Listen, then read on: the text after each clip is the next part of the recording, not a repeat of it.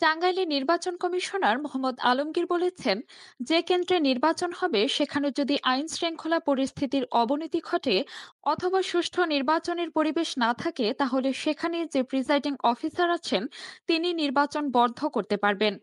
তিনি যদি কোনো কারণে বন্ধ করতে না পারেন অথবা কারো সাথে তার আতাত হয়ে যায় যে বন্ধ করব না, সেক্ষেত্রে আমাদের যারা রিটার্নিং ও সহকারী রিটার্নিং অফিসার থাকবেন তারাই বন্ধ করতে পারবেন।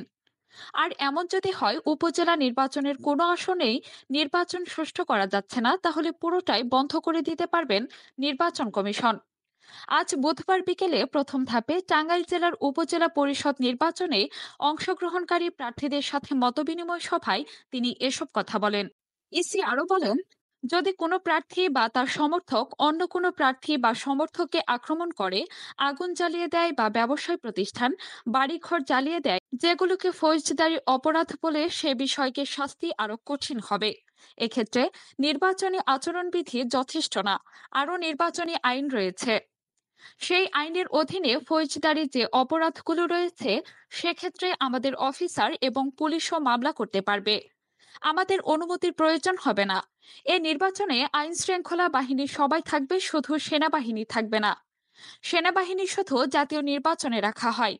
জাতীয় নির্বাচন সারা দেশে একসাথে অনুষ্ঠিত হয়, সেক্ষেত্রে আইন শৃঙ্খলা বাহিনীর সদস্যরা কম থাকে, সেজন্য সেনাবাহিনী মোতায়েন করা হয়। উপজেলা নির্বাচন কয়েকটি ধাপে হবে, তাই জাতীয় সংসদ নির্বাচনের চেয়ে এই নির্বাচনে প্রতিটি কেন্দ্রে বেশি আইন শৃঙ্খলা বাহিনীর সদস্য আমরা অনুমোদন দিয়েছি। নির্বাচন কমিশনার আরো বলেন, একজন সংসদ সদস্য তার নির্বাচনী এলাকায় অবশ্যই যেতে পারবেন, তবে কোনো প্রার্থী নির্বাচনী প্রচারণায় যেতে পারবেন না।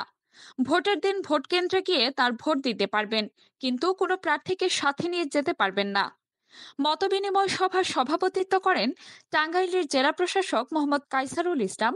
এ সময় আরো উপস্থিত ছিলেন টাঙ্গাইলের পুলিশ সুপার সরকার মোহাম্মদ কাইসার, জেলা সিনিয়র নির্বাচন কর্মকর্তা মতিউর রহমান সহ টাঙ্গাইলের ধনবাড়ি, মধুপুর ও গোপালপুর উপজেলার চেয়ারম্যান, পুরুষ ভাইস চেয়ারম্যান ও মহিলা ভাইস চেয়ারম্যান প্রার্থীরা উপস্থিত ছিলেন।